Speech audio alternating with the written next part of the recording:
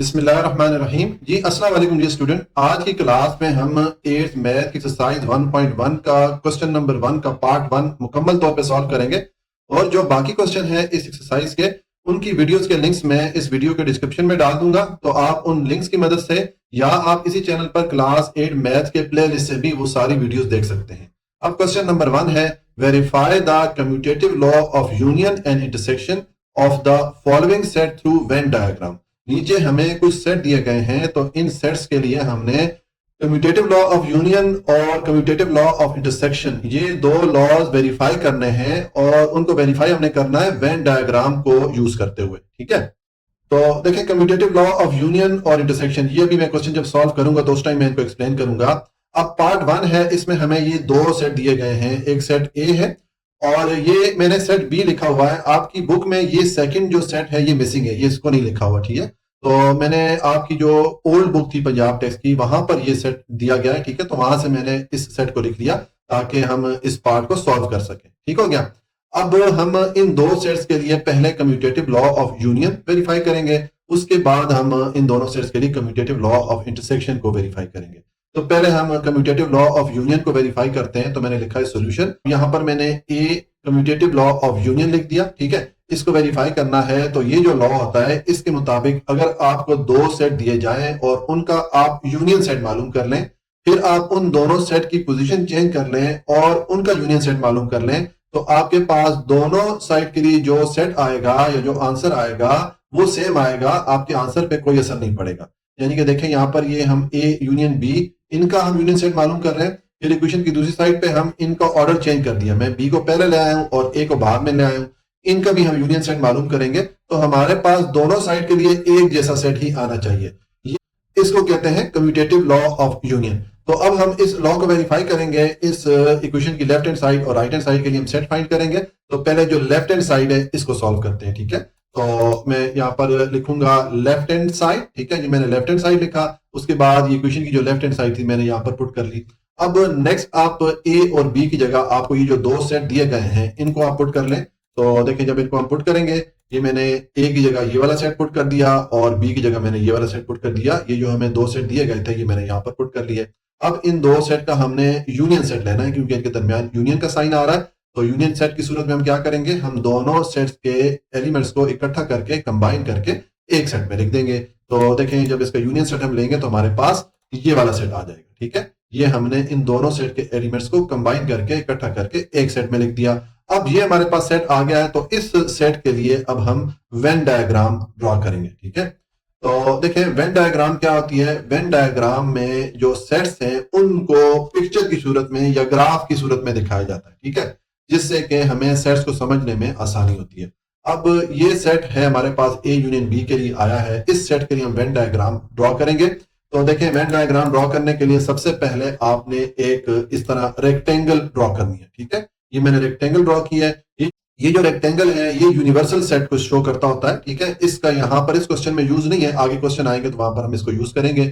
इस सेट को मैंने यू से शो कर दिया क्योंकि ये यूनिवर्सल सेट का एरिया शो करता है ये रेक्टेंगल, और यूनिवर्सल सेट को हम यू से शो करते होते हैं, तो यहाँ पर मैंने यू पुट कर दिया। ठीक है, उसके बाद आप इस रेक्टेंगल के अंदर आपको जितने सेट दिए जाएंगे, जैसे यहाँ पर अब दो सेट हैं तो आपने उतने सर्कल ड्रॉ कर लेने हैं। अब यहाँ पर मैंने दो सर्कल ड्रॉ कर लिए, ये दो सेट थे ए और बी, तो मैंने दो सर्कल ड्रॉ कर लिए, एक सेट ए के लिए एक सेट बी के लिए।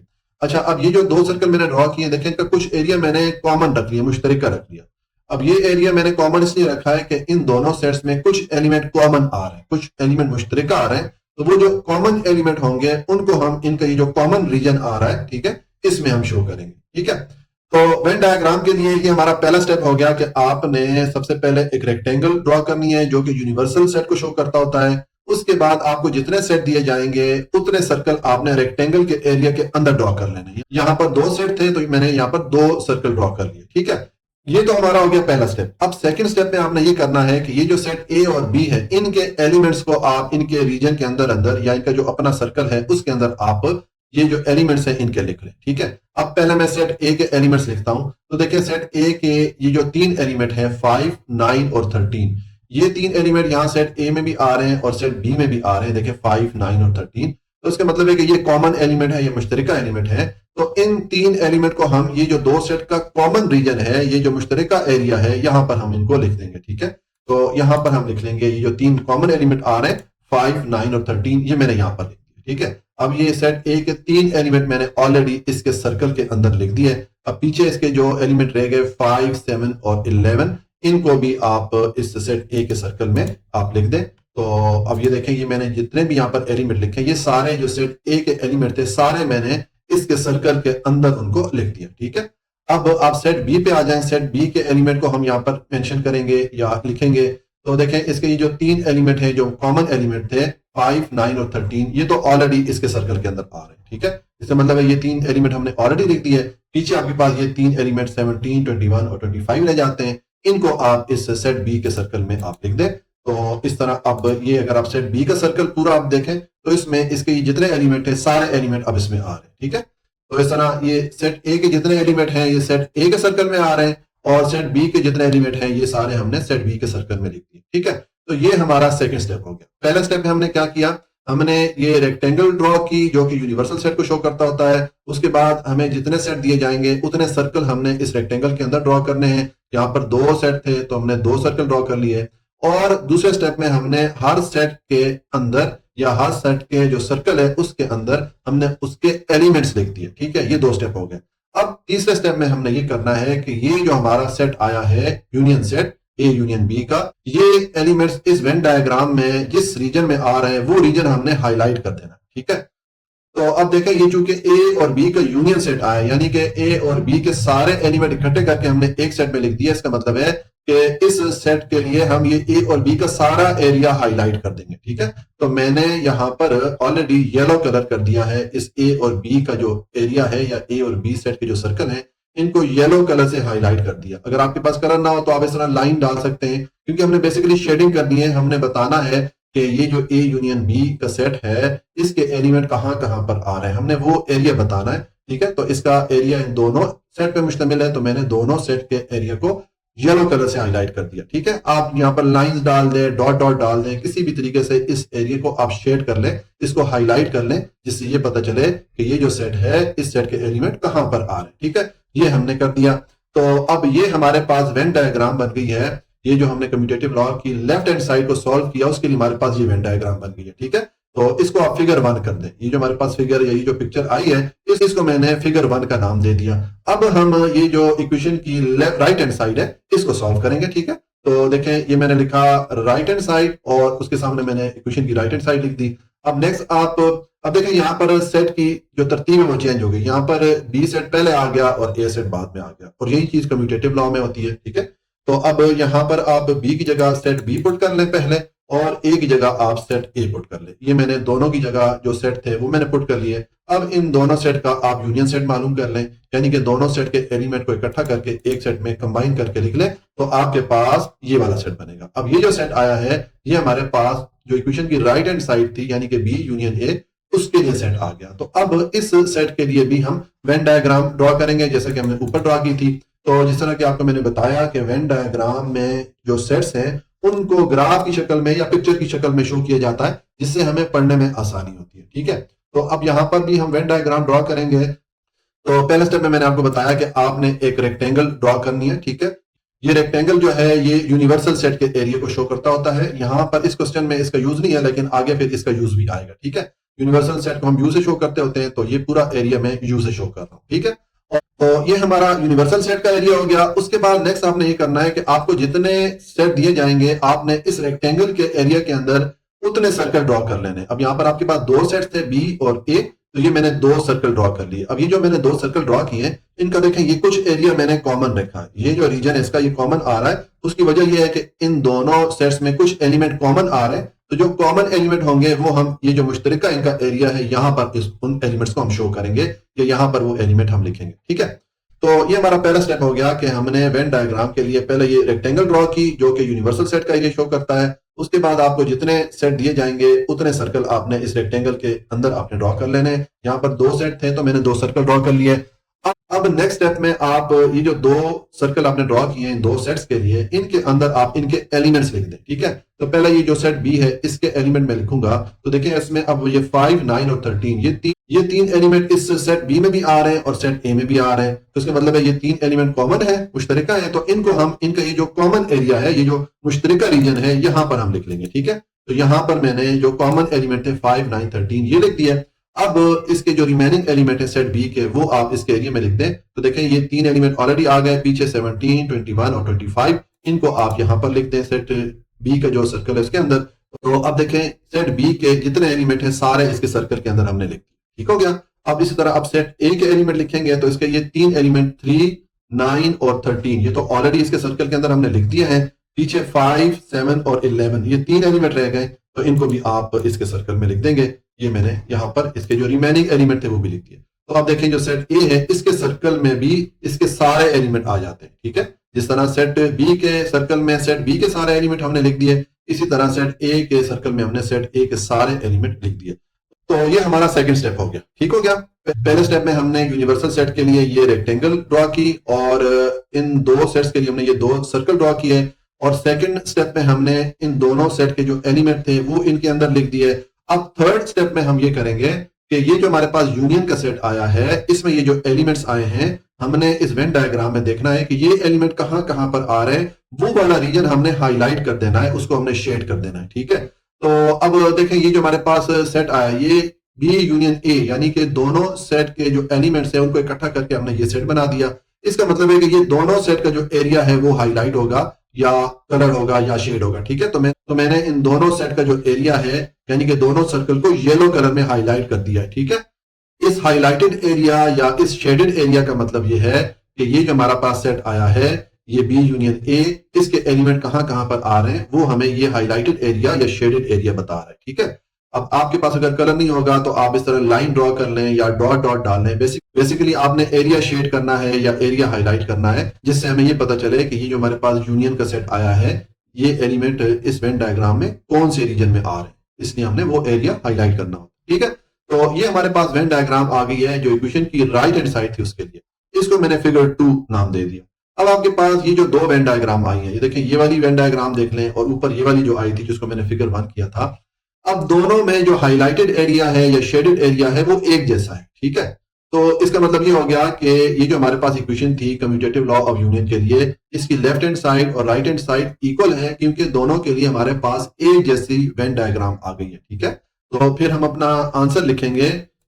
हम लिखेंगे कि सो फ्रॉम फिगर 1 एंड 2 कि हमारे पास ये जो दो फिगर्स आई हैं 1 and 2, it is verified that, ये बात वेरीफाई हो जाती है या इस बात की तस्दीक हो जाती है कि ये जो कम्यूटेटिव लॉ ऑफ यूनियन है, इसकी लेफ्ट हैंड साइड और राइट हैंड साइड चूंकि बराबर है, क्योंकि दोनों के लिए एक जैसी वेन डायग्राम आ गई है, तो हम कह सकते हैं कि ये इक्वेशन भी बराबर है।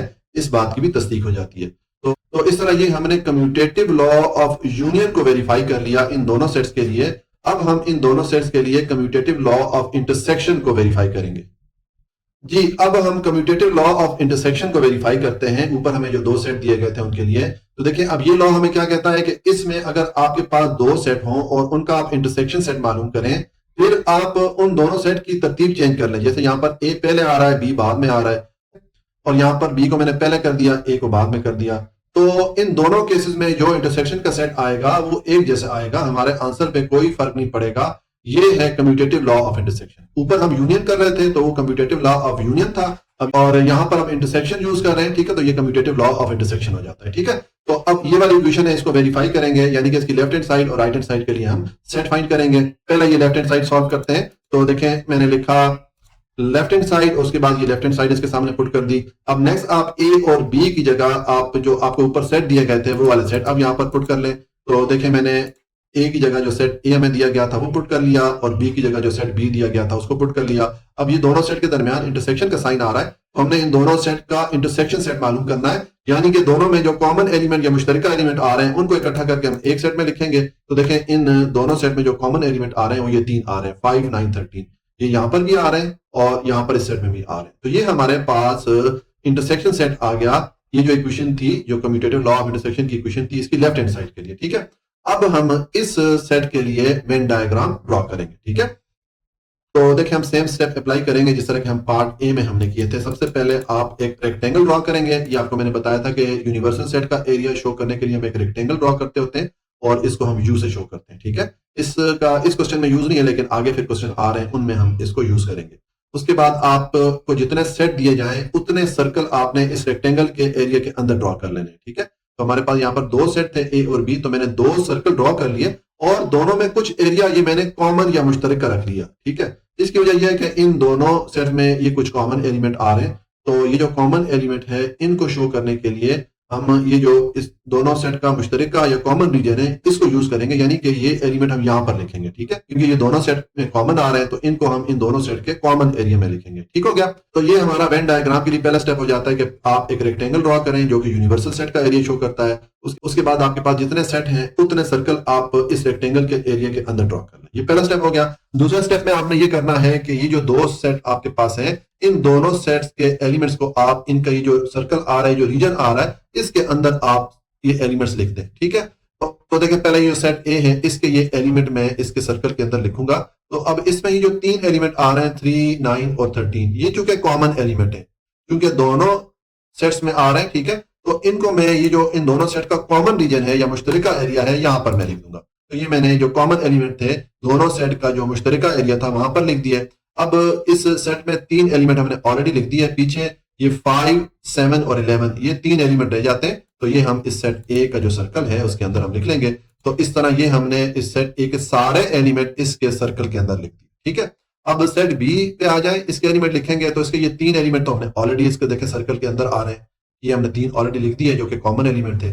पीछे ये तीन एलिमेंट रह जाते हैं 17, 21, 25, तो इनको आप इस सेट बी के एरिया में लिख दें, ठीक है। इसके सर्कल में आप लिख दें। अब ये सेट बी का अगर आप सर्कल देखें तो इसमें इसके ये सारे एलिमेंट आ जाते हैं, ठीक है। इस तरह हमने दोनों सेट्स के एलिमेंट को उनके सर्कल के अंदर या उनका जो रीजन था उसके अंदर हमने उनको लिख दिया, ठीक है।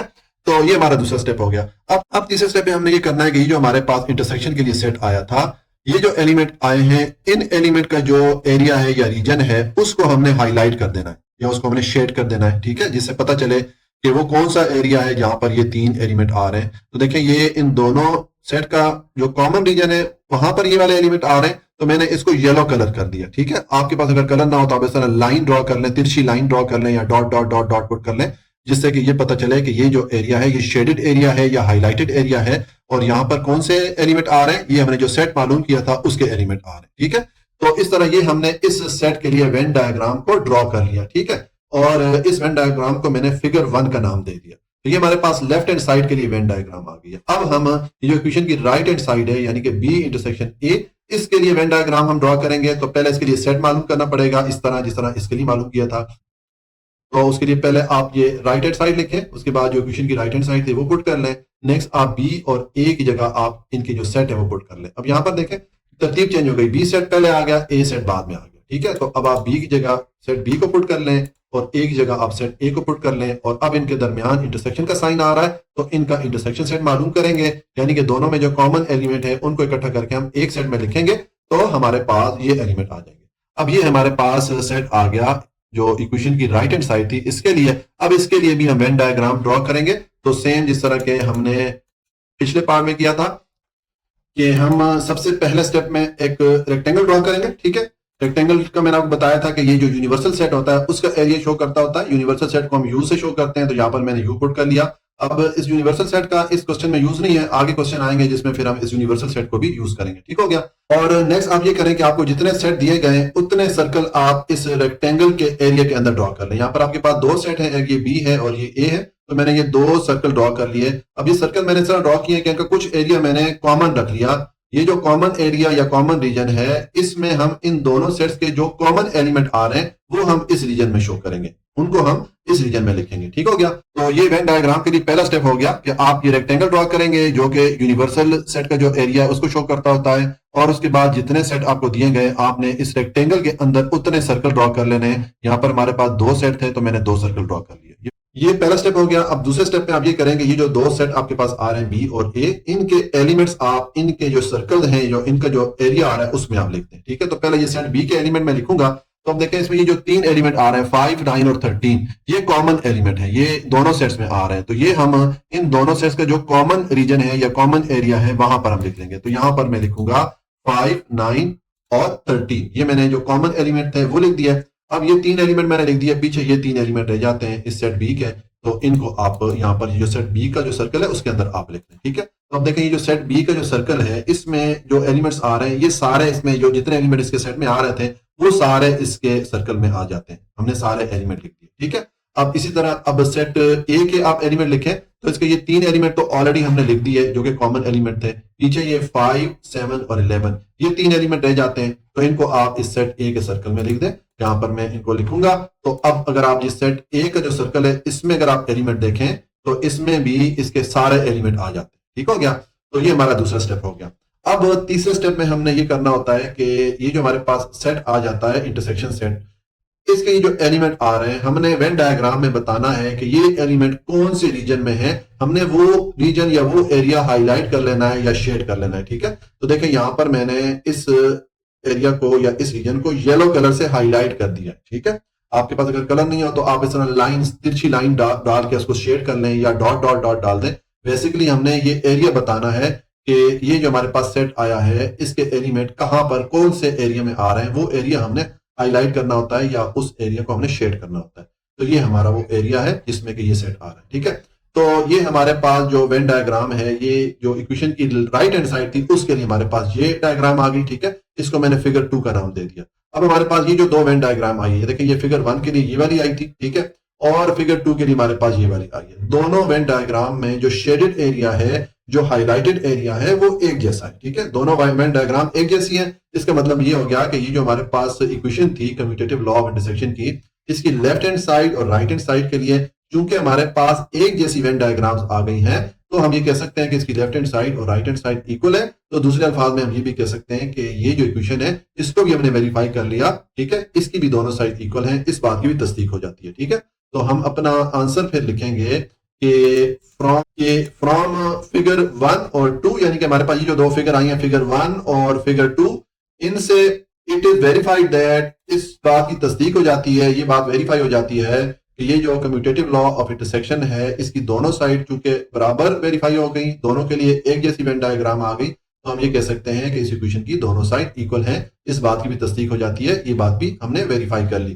तो इस तरह ये हमने जो हमें दो सेट दिए गए थे, सेट ए और बी, इनके लिए पहले कम्यूटेटिव लॉ ऑफ यूनियन को वेरीफाई किया, इसके लिए हमने वेन डायग्राम ड्रॉ की, और उसके बाद हमने इन दोनों सेट्स के लिए कम्यूटेटिव लॉ ऑफ इंटरसेक्शन को वेरीफाई किया, इसके लिए हमने वेन डायग्राम ड्रॉ की। तो ये हमारा क्वेश्चन नंबर 1 का पार्ट 1 कंप्लीट हो जाता है। जी, तो आज के लिए इतना ही। अगर कोई भी पॉइंट समझ में नहीं आया हो तो आप कमेंट में पूछ सकते हैं। अगर हो सके तो वीडियो को लाइक, सब्सक्राइब और शेयर भी कर लें। हमेशा खुश रहें, मुस्कुराते रहें। अल्लाह की अमान में।